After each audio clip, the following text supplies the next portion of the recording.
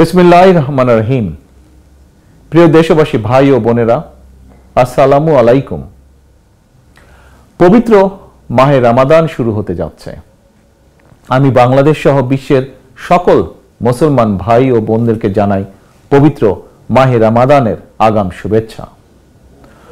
পবিত্র রমাদান মাসে দেশের মানুষ একটু শান্তি এবং স্বস্তিকর পরিবেশে রোজা রাখবেন, সেহরি করবেন, ইফতার করবেন, ইবাদত বান্দিগি করবেন, এমনটি জনগণের ইচ্ছা, আশা বা প্রত্যাশা। কিন্তু দেশে এক অস্বস্তিকর পরিস্থিতি বিরাজ করছে। চারিদিকে শুধু ভোট ডাকাত আর দুর্নীতিবাজদের উল্লাস, উপেক্ষিত অবহেলিত সাধারণ মানুষ, সাধারণ জনগণ। প্রতিদিন বেড়েই চলেছে চাল, ডাল, লবণ, তেল, চিনি, পেঁয়াজের দাম। নিত্য প্রয়োজনীয় প্রতিটি পণ্যের দাম প্রতিদিন করে একটু একটু করে জনগণের ক্রয় ক্ষমতার বাইরে চলে যাচ্ছে। এমনকি রোজাদারদের জন্য ইফতারের প্রধান অনুষঙ্গ খেজুরের দাম পর্যন্ত পরিকল্পিতভাবে বাড়িয়ে দেওয়া হয়েছে। হাসিনার দামি সরকার বলছে খেজুর নাকি বিলাসী পণ্য। এই অজুহাতে খেজুর আমদানির উপরে অস্বাভাবিক হারে শুল্ক আরোপ করা হয়েছে। দেশের মানুষের জিজ্ঞাসা, রোজাদারদের কাছে খেজুর কি বিলাসী পণ্য? সাধারণ ব্যবসায়ীদের অভিযোগ, বর্তমানে দেশে 110 টাকা কেজি দরে আমদানি করা খেজুরের শুল্ক দিতে হয় 140 টাকা। 120 টাকা কেজি দরে আমদানি করা খেজুরের শুল্ক দিতে হয় 210 টাকা। প্রশ্ন, খেজুরের উপরে এমন অস্বাভাবিক হারে শুল্ক আরোপ করলে বাজারে কি খেজুরের দাম কমবে? সুতরাং অন্তত রমজান মাসের জন্য হলেও খেজুর আমদানির উপর কি শুল্ক মওকুফ করা যেত না? প্রিয় ভাই বোনেরা, ফ্যাসিস্ট হাসিনার দুর্নীতিবাজ সরকার তথাকথিত মেগা প্রজেক্ট কিংবা ব্যক্তি বিশেষের মূর্তি কিংবা ভাবমূর্তি প্রতিষ্ঠা করতে গিয়ে বছরের পর বছর ধরে অকারণে রাষ্ট্রের শত শত কোটি টাকা খরচ করেই চলেছে। দুর্নীতির মেগা প্রজেক্ট কুইক রেন্টালের মাধ্যমে ভর্তুকি কিংবা ক্যাপাসিটি চার্জের নামে দলীয় দুর্নীতিবাজদেরকে কমপক্ষে 1 লক্ষ কোটি টাকা দিয়েছে। অথচ দেশের কোটি কোটি মুসলমানদের ইফতারের জন্য খেজুর আমদানির উপরে ভর্তুকি দূরে থাক, উল্টো খেজুর আমদানির উপরে অস্বাভাবিক হারে শুল্ক আরোপ করা হয়েছে। বছরের একটি মাত্র মাস যখন ধর্মপ্রাণ মুসলমানগণ সারাদিন রোজা শেষে অর্থের অভাবে হয়তো অনেকেই ইফতারের সময় একটি খেজুরও খেতে পারবেন না। এটি অন্যায়, এটি অন্যায্য।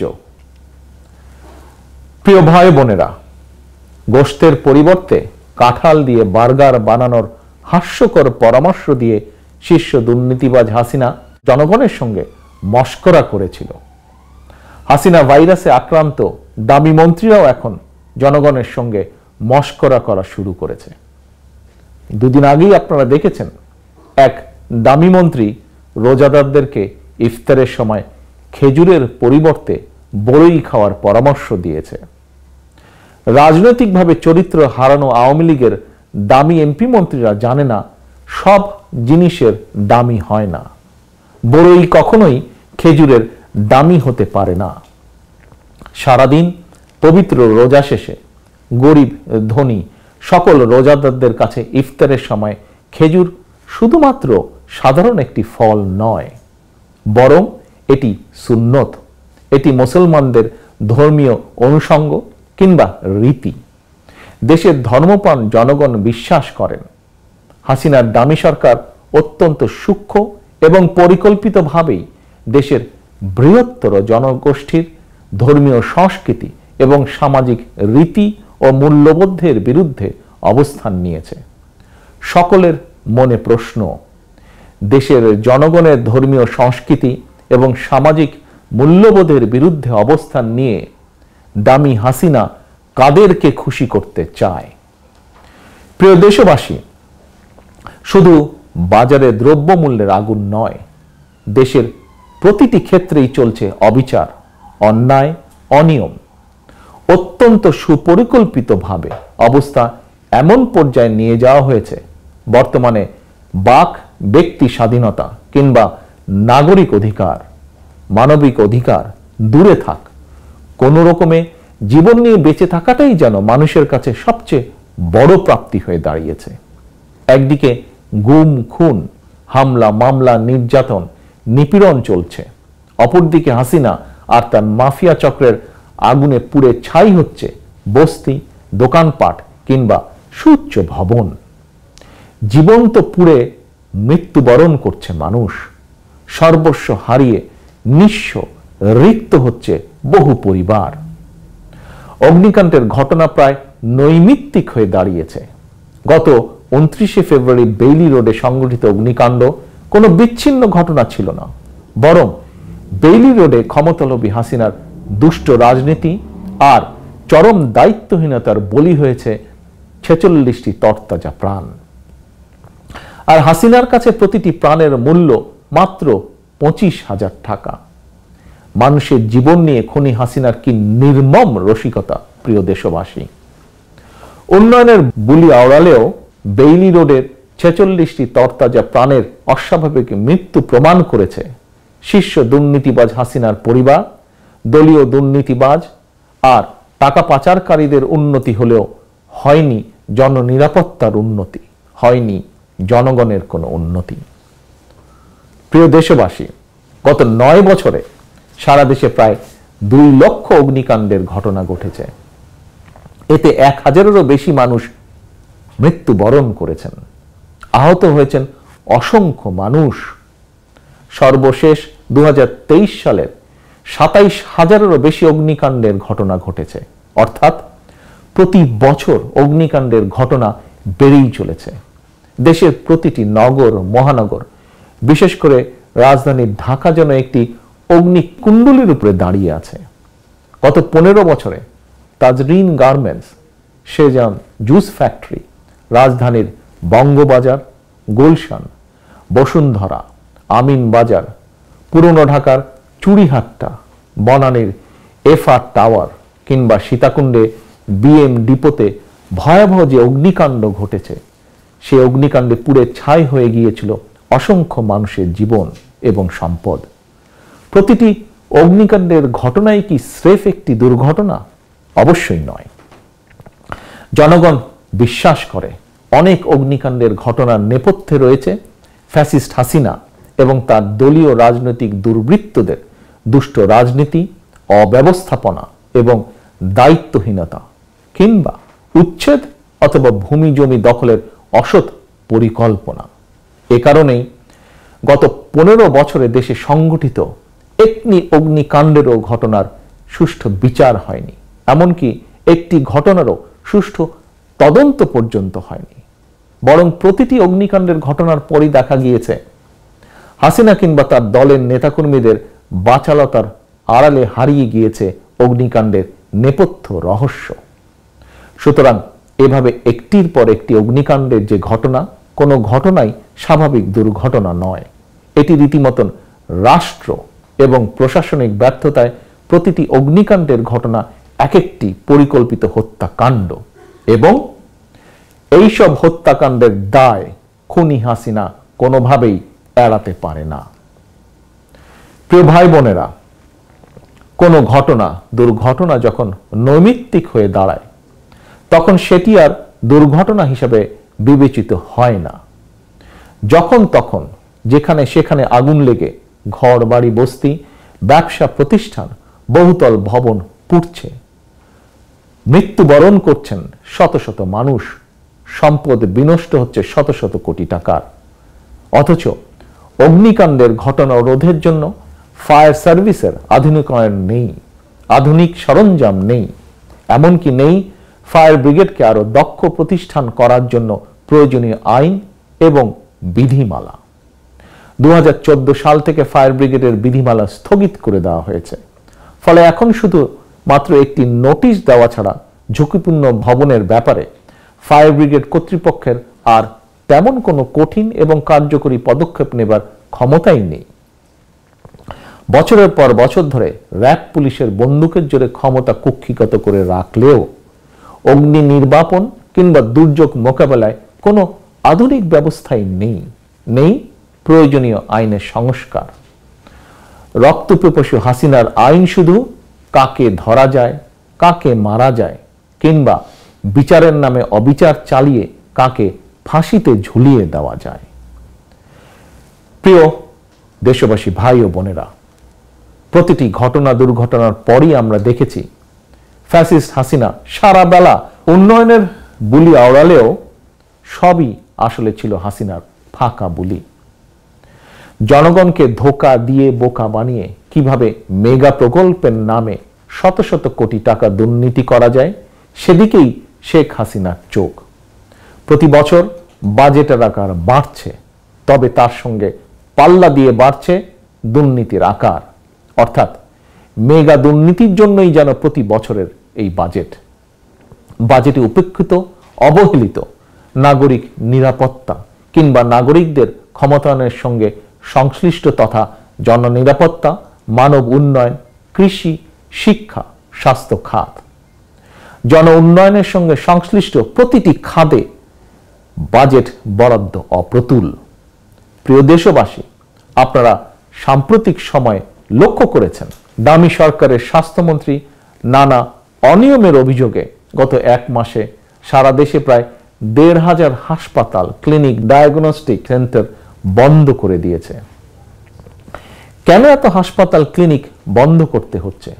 প্রশ্ন, এত সংখ্যক হাসপাতাল, ক্লিনিক গড়ে উঠলই বা কিভাবে? কারা এর জন্য দায়ী? তাহলে কিসের উন্নতি হলো? তবে সম্প্রতি শিক্ষাঙ্গনে উন্নতির একটি ভয়ঙ্কর চিত্র জনসম্মুখে প্রকাশ হয়ে পড়েছে। দেশবাসী, আপনারা সকলেই জানেন দেশের শিক্ষাঙ্গনগুলো এখন লগি, বৈঠা, রামদা আর পিস্তলধারী ছাত্রলীগের হাতে জিম্মি। আবাসিক হলগুলো পরিণত হয়েছে ছাত্রলীগের নির্যাতনের কনসেন্ট্রেশন ক্যাম্পে। এমন পরিবেশই হাসিনার উন্নয়নের জোয়ারে ভেসে ছাত্রলীগের এক নেতা শিক্ষক হয়েছিল। সেই শিক্ষক নেতা সম্প্রতি ক্লাসের ভেতরেই একজন শিক্ষার্থীকে গুলি করে দিয়েছে। সর্বক্ষেত্রেই এটিই হলো হাসিনার উন্নয়নের নমুনা। প্রিয় দেশবাসী, ভোট ডাকাতির মাধ্যমে ক্ষমতা চিরস্থায়ী করতে শীর্ষ দুর্নীতিবাজ হাসিনা তড়িঘড়ি করে সংবিধান সংশোধন করেছে, তত্ত্বাবধায়ক সরকার পদ্ধতি বাতিল করেছে, মানুষের বাক স্বাধীনতা হরণ করতে তথাকথিত সাইবার নিরাপত্তা আইন করেছে। অথচ দুর্ঘটনার নামে আগুনে পুড়ে মানুষ হত্যা বন্ধের জন্য গত 15 বছরে ফায়ার ব্রিগেডের জন্য প্রয়োজনীয় আইন ও বিধিমালা তো করেইনি। তবে জনগণের স্বার্থ রক্ষায় বিধিমালা প্রণয়ন না করলেও চিহ্নিত ভোট ডাকাত হাসিনা তার নিজের এবং নিজের পরিবারের জন্য ভোগবিলাস নিশ্চিত ও নিরাপদ করতে রাষ্ট্রীয় খরচে একটি বিশেষ আলাদা আইন করেছে। এই আইন অনুযায়ী হাসিনার পরিবারের সদস্যরা বিদেশে থাকলেও বাংলাদেশের খরচে সেখানেও তাদেরকে নিরাপত্তা দিতে হবে।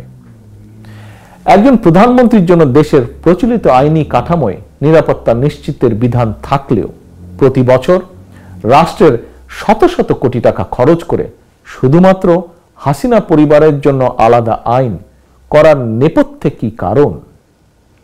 প্রিয় দেশবাসী, সাধারণ নাগরিকদের জীবন সম্পদের কোনো নিরাপত্তা নেই।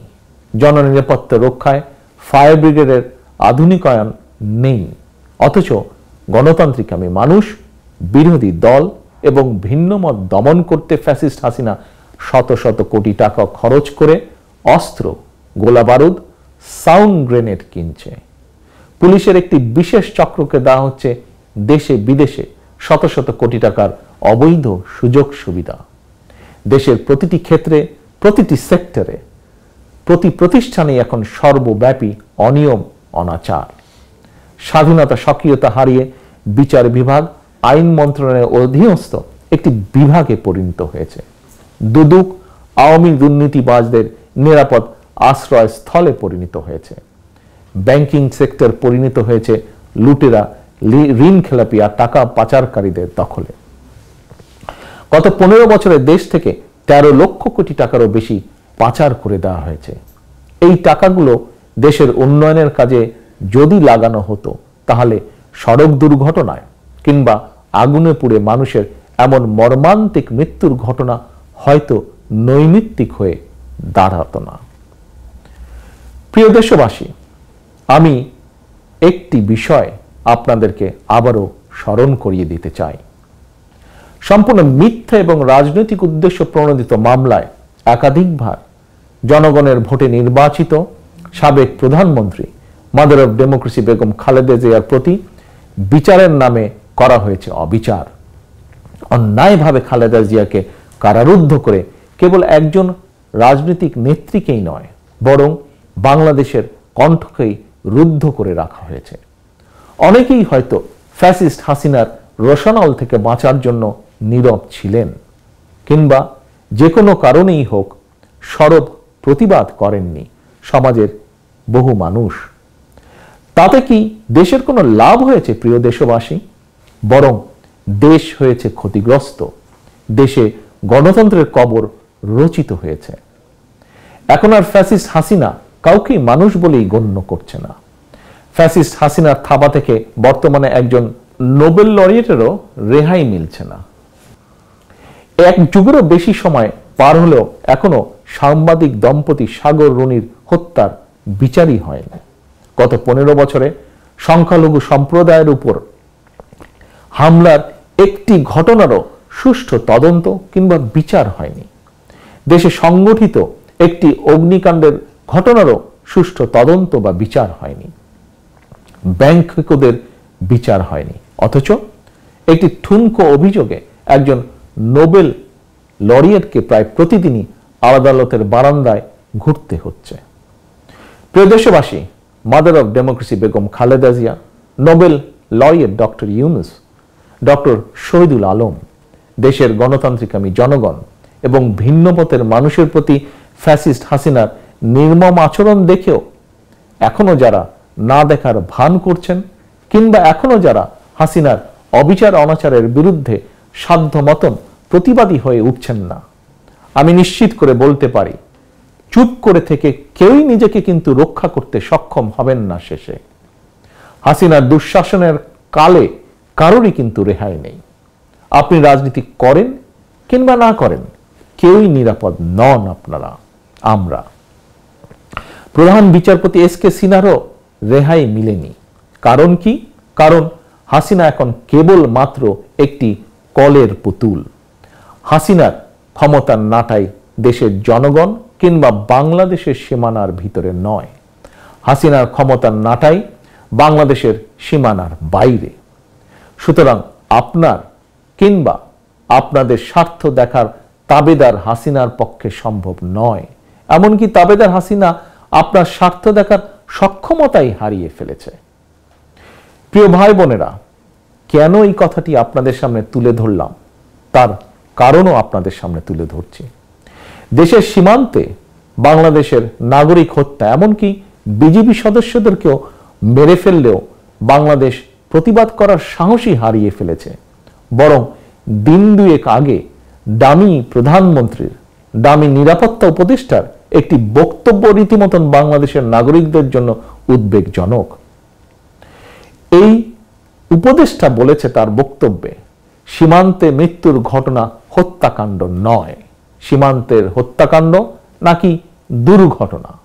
প্রিয় দেশবাসী, দেশের এমন পরিস্থিতিতে আমি আমার প্রায় সকল বক্তব্যে একটি বিষয়ের প্রতি আপনাদের দৃষ্টি আকর্ষণ করেছি, আজও করতে চাই।